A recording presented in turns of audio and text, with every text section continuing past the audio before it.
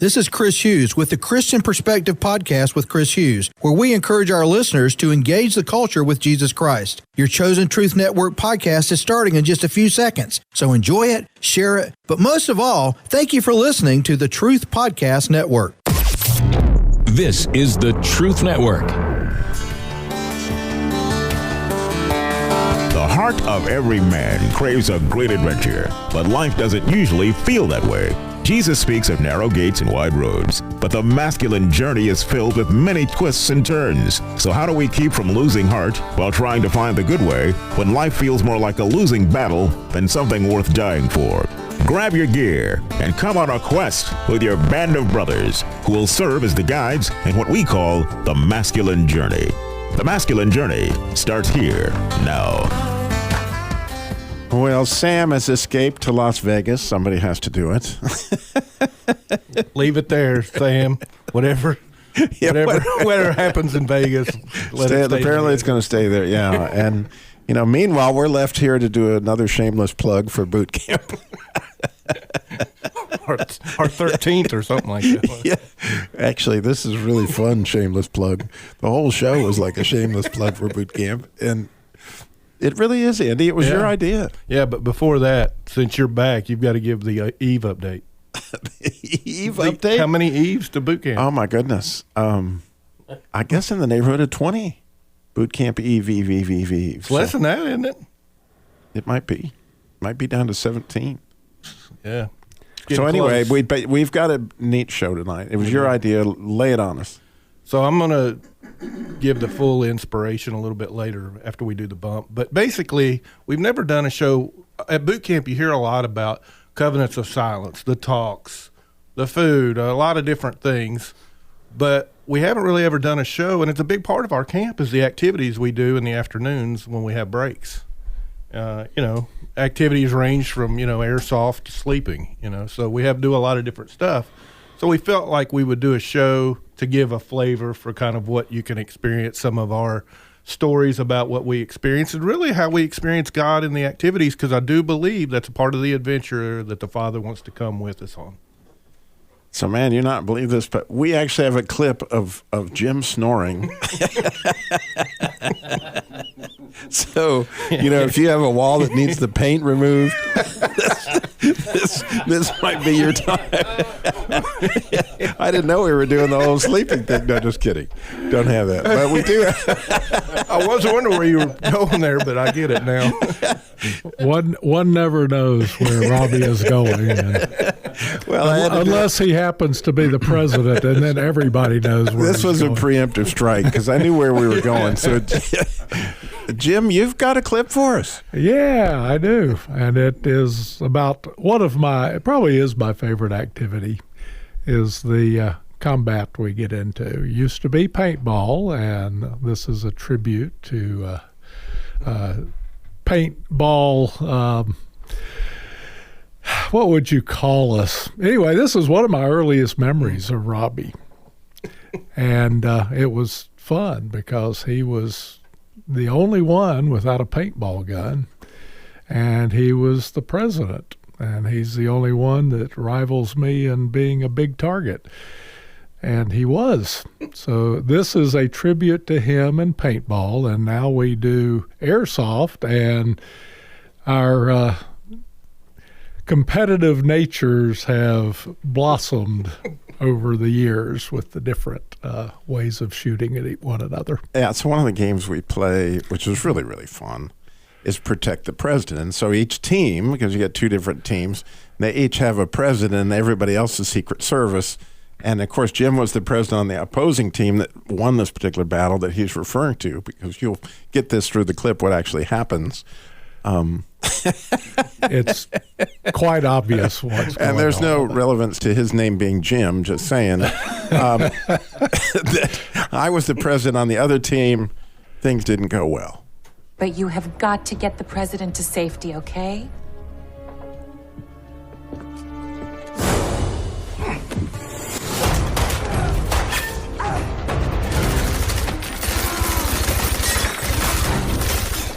Yes, I'd say that man is alive. He's dead, Jim. He's dead, Jim. He's dead, Jim. He's dead, Captain. He's dead, Chad. She's dead. He's dead. She's dead. We're dying. He's dead. She's dead. He's dead, Captain. The captain is dead. And I think that's probably going to be on my tombstone. He's dead, Jim. He was worse than dead. Come on, Bones, what's the mystery? His brain is gone. I couldn't help but think of Robbie with that one.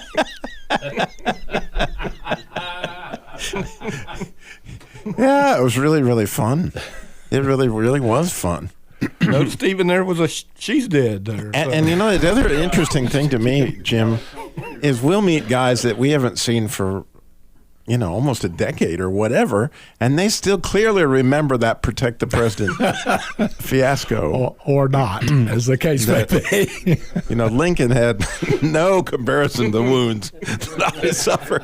I'm just saying. I don't know that I remember this correctly, but I'm pretty sure none of the Secret Service agents were killed in protecting you either. But anyway, you know, it is a way, Andy, that we bond, right? The guys, absolutely. you know, when they are getting their president shot to pieces, Absolutely. there's a certain affinity that grows between them. Absolutely, yeah. Yeah, there's a lot of camaraderie, and then you see people talking that have, you know, done airsoft or shot or whatever. When they go to dinner or whatever, they'll sit together or whatever, because you do get that camaraderie. I know it takes us back again, where a lot of times we don't take the time to play. Guys have to have time to do those things, and whenever you get out there to do that, you know, our hearts come alive. It's part of the adventure, as I said earlier. Yeah, and in fact, you know, since I know we're going to play airsoft from day one, I'm sizing up who I really want to shoot. Yeah.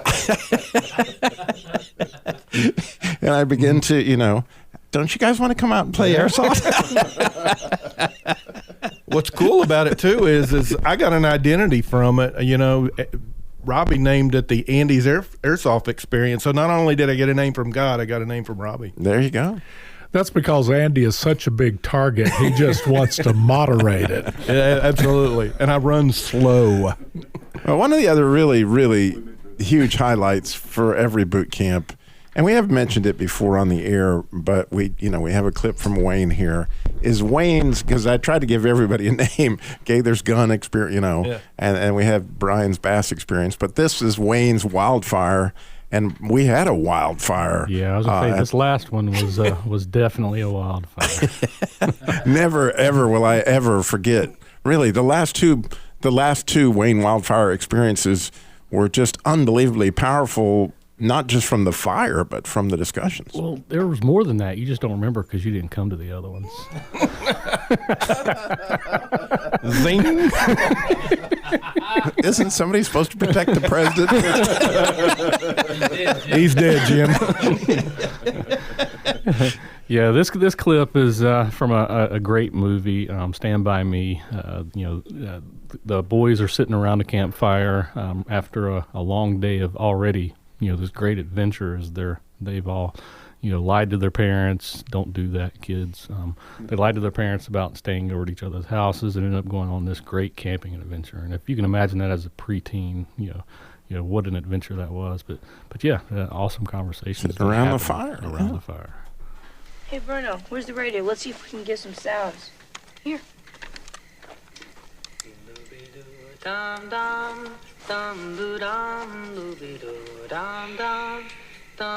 We talked into the night. The kind of talk that seemed important until you discover girls.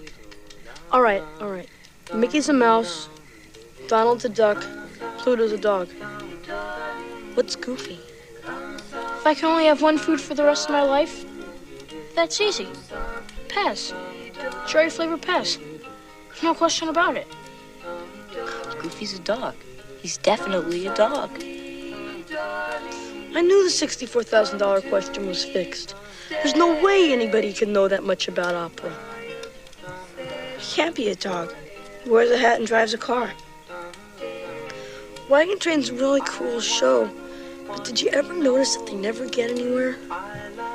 Just keep wagon training. That's weird. What is Goofy? Not one of us mentioned Ray Brower, but we were all thinking about him. Oh, Wayne, let me just tell you, I'm pretty sure that Goofy is a dog. Yeah, the nose and the ears give it away. But yeah, it's definitely my favorite time of boot camp. Not because it's called Wayne's Wildfire, but it's never the same, right? It's never been the same. Each time it's a little different.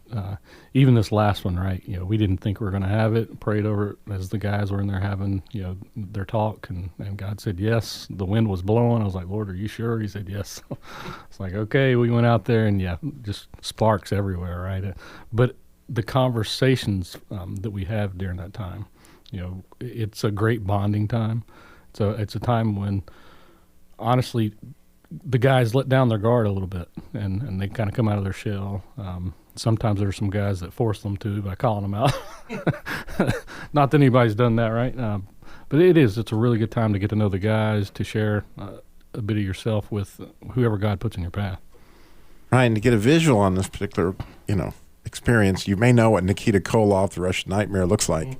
You don't know what he looks like when a fire is, like the flames are, he's just standing there with his arms folded like ain't no fire going to scare the Russian Nightmare. And the flames are just coming right in his face. It was something to see, wasn't it? Oh, yeah. We had flames a good 25, 30 feet high. The sparks from the fire, who knows? I mean, it's a wonder we didn't start a real wildfire. And the amazing thing is you would have thought, I've often thought, if there was a bunch of women at that thing, they would all run, okay? Because it was pretty scary. But not only did nobody run, but then the conversations went really deep and really honest, and people shared some amazing stuff. Yeah. And again, where would you get that kind of a bonding experience, except around a campfire that it was just wild. It was a wildfire. And it's not anything that we create other than the environment for it, right? God shows up in the way He chooses, and like you said, the last 2 years, last year, one of the gentlemen he started to speak up about some things after a good bit of folks started to leave, and it was just an amazing things you couldn't imagine people were dealing with, and it helps you to see that you're not alone in this, that like you're not the only one that's going through these things, nothing that you're experiencing is outside of the norm. The enemy is coming after each one of us, and there is a fire burning. Right, and to get it out in the light, however that works, because I know at the one, and Ricky Korn would say this on the air himself, he had never told that story in his, and it was an unbelievable story. That was boot camp before last. He had never told that story to anyone. And there he was around a campfire sharing things, and the amount of freedom that was available to him as a result was amazing. Again, this is a shameless plug. The boot camp is coming up, right at the end of this month, March 31st through April, is it the 3rd? 3rd, yeah. So go sign up now, Matt. When I heard the stories from the stage that the other men had, and then during my prayer time, I'm getting a download from God on where my life is and how I have wounds and I have a place in His story. To know how I heard from God is one of those things. He really does communicate with us. Register today at masculinejourney.org. One of the things that's been a true joy to me is having my sons go with me to boot camps and watching them get an understanding that I wished I would have had at their age. It took me several years, and I'm still probably learning it a little bit as we go, but watching them get a good foothold into manhood and understanding what's important, what their role is, and how to stay away from the enemy, to receive healing and restoration in the way that you love on others. Register today at masculinejourney.org. Hello, mother. Hello, father. Here I am at Camp Granada. Camp is very entertaining, and they say we'll have some fun if it stops raining. I went hiking with Joe Spivey. He developed poison ivy. Yeah, so sometimes we have rain, sometimes we have poison ivy, but just the inspiration for that bump, though. I love that song. It brings back memories from a kid. But our awesome producer, a few weeks back on Joyride, was kind of given a camp experience, like, where's everybody at camp? And I was like, that sounds like the dude from Hello Mudda, Hello Fighter. So that was my inspiration. And it took me from there. It was like they started talking about activities in that song and stuff, but that's where that came from. But we're hoping Keith will come. He'll sign autographs and everything if you come. So it's been, I really like his new take on the Joyrides. The more he does, I think it's very entertaining. So. The amazing Keithini. It's amazing. Absolutely spectacular. So fun. So one of the things that a lot of us enjoy at boot camp is the fishing, right? And so, Danny, you got a little inspiration on our fishing adventures there at boot camp? Yeah, the clip is from a river runs through it, and it's the scene where the two sons and the father are fishing out in the river, and it ends with their presenting their prizes for the day, and the father kind of gives them a one-up, as fathers do sometimes. And it's just a cool story. So. That really is spectacular. And, of course, because it's a very visual clip, we got to fill in a few blanks for you. So at the beginning, here's these men. They're fly fishing. And, I mean, this is serious fly fishing, right, Danny? This isn't the kind of stuff Danny and I do. I mean, they're casting, 80 yards across in these beautiful casts, throwing these stone flies. And, of course, they each catch one. And as they get to the bank, they are going to show their individuals fish. And so that's what the father's responding to. And, of course, it goes from there.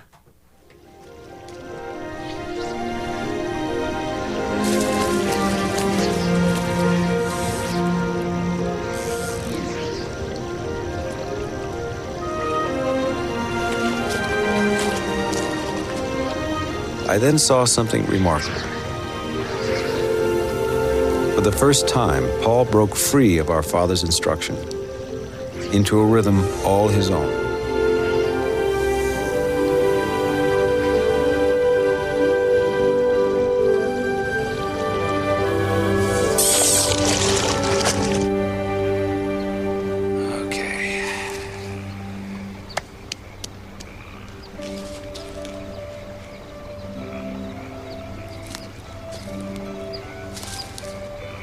Okay.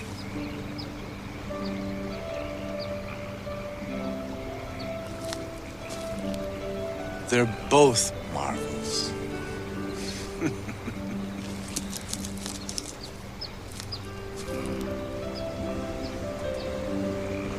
I'd say the Lord has blessed us all today.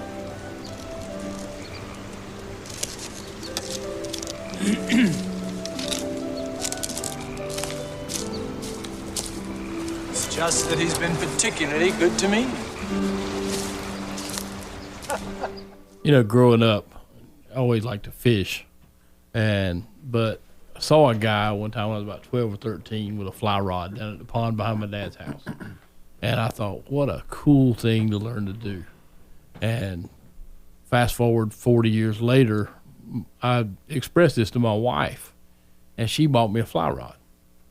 And so I'm out in the yard. We're still living in Asheboro, messing with this thing, watching YouTube videos, and scared to death I'm going to pierce my ear, all kinds of different stuff. So fast forward to my first boot camp, and I had this fly rod, and I've always been kind of self-conscious about things.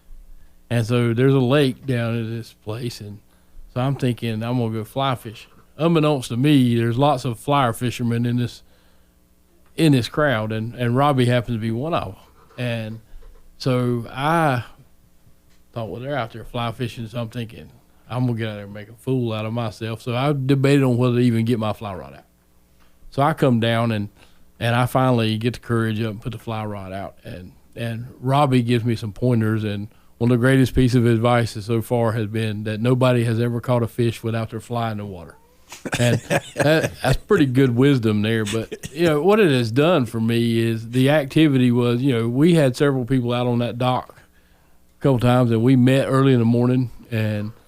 But there was a bond and a camaraderie with that, and, with some of the other guys, and we talked fly fishing. But one of the things I was telling my wife just the other day was just so cool was Robbie's got this older tackle box. Now, it's not a bright, shiny tackle box, but when he opens it up, the light comes out of it. You hear the whoa, just an amazing thing. But Robbie's so generous with his time and his talent and his treasure with things, but it was just like I had tackle box envy. I still do. I really do. I said that is just the coolest thing. But it is that bonding time, with the campfire or whatever, the airsoft, which you were president when we first played that, and we got you killed again. So sorry about that. But it's tradition. It is really cool that the activities are, because we're men and we love adventure, and we usually have some adventures and more shenanigans than most. So we do have a good time. Rodney, I know you didn't. Your clip is not on fishing, but I always sensed like Rodney's. It used to be I was always the first person at boot camp because I'd have my line in the water, but I have been trumped. On Tuesday. I have been trumped by on Tuesday before the thing starts on Thursday. But Rodney, that seems to have awakened something in you that I in both hunting and fishing with the boot camp thing. Yeah, I've always had a desire to fish and hunt. Did some more fishing, very little hunting in my life. And then my son gets into it, and I'm just sitting there going, man, I wish I was my son, because he's got a real zeal and a zest for it and wants to do it. And I'm coming out here to boot camp, and I'm like, well, this guy, Robbie Dillmore, man, he really likes to fish and hunt. And, and so it's like just gotten me into, okay, well, I'm going to try this. I'm kind of like you, Danny. I'm buying fishing rods. I'm buying guns and figuring out how to do it. I've been around people who've done it all their lives, listened to the stories, watched things, but just being around others that do something that you like to do, you kind of learn from that and you kind of get an edge. So like you have learned to fly fish from Robbie. Well, I went out dove hunting with Robbie and it took me a couple of years to get a dove. When you only go out one day a year. He's out shooting me nowadays. Yeah. It doesn't count when the doves are sitting there nice and fat and happy looking up at you like, hey, shoot me. No, actually, Rodney's gotten good. I mean, the last time we went, man, he smoked me bad. It was good, though. I mean, it was really, really fun. And it's really, really fun to see that come alive. And, man, I mean, it's just part of those adventures, right, that make us understand we've got what it takes to some extent. And so you actually even went out to Kansas, was it? Yeah, we just went out to Kansas back in February. And let's see what he shot, man. I was like, what? Go ahead, tell us all. We shot geese mainly. So that was the first thing we went after were some geese, and the weather was really, really nasty. It was about 10 degrees when we got up the first morning, and about 30-mile-an-hour winds all day, and it got up to under 20. But it was just, when you're out there with a bunch of guys doing that and relatives and friends, and it was just a blast doing it. But a bunch of geese, and then we went pheasant hunting, which some of these guys had never went pheasant hunting. I had been on a pheasant hunt in a preserve where it's, you got to kick them up. This was actually wild pheasants, and it was great. Got several. Mine, just trying to get it to the taxidermy now to get it mounted. It's a dirty job, but somebody has to do it. Yeah, but, it was fun. Again, I just see these things of how men begin to go on the adventure. So Andy, you're like the poster child for taking up adventure and going on that with God, and how much has that meant to your relationship with God? Oh, absolutely. I mean, I had an opportunity through my job to start traveling, and it really exposed me. It started when I started reading Wild at Heart. I began to realize that I'd become too artificial, too much, sports and all that stuff, and really getting back out. I still haven't done all the stuff. I mean, I live in Boone and should be, fly fishing and stuff more. I want to do more of that, but just I love road trips. I love seeing scenery. That's kind of something my dad handed down to me, and God has just been there with me. I mean, it's amazing if you invite him or he invites you, however it looks, but he comes. So I got to tell this story about my friend Bob Young. Anybody knows the Christian car guy knows my friend Bob Young, my Christian junkyard guy. So he calls me from Daytona. He's been out fishing. He's at the races, but he goes, like, Robbie, man, the wave, the water's running like crazy. And so I said, well, let's just stop right now and pray that you catch a whale, right? And so I pray with him right there on the phone.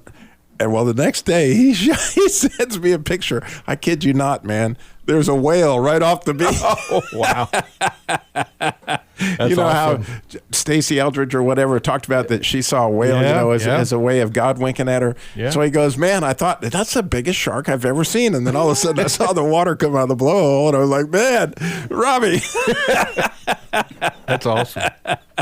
But the deal is, man, that God is out there, and when you engage, that side, your wilder, whatever it is that God has you, he meets you in some cool places. And to see that come alive in guys, right, it's just an amazing thing. I mean, I don't know how many guys have come out there, they've never shot their gun. Right, yep.